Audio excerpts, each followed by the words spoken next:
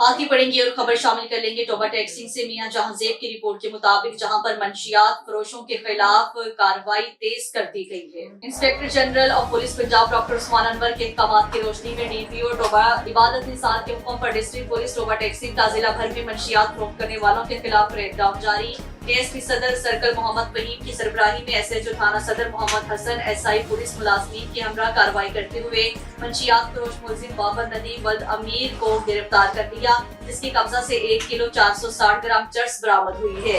Circle Gojra में SDPO Aftab Ahmad की सरबराही में एसएचओ थाना सिटी हाकिम अली एसआई पुलिस मुलाजमीन के हमरा मंशियात फरोश शहरोज उर्फ डोई वल्द मोहम्मद उमरदीन को गिरफ्तार कर लिया, जिसके कब्जा से 1 किलो 460 ग्राम चर्स बरामद हुई है।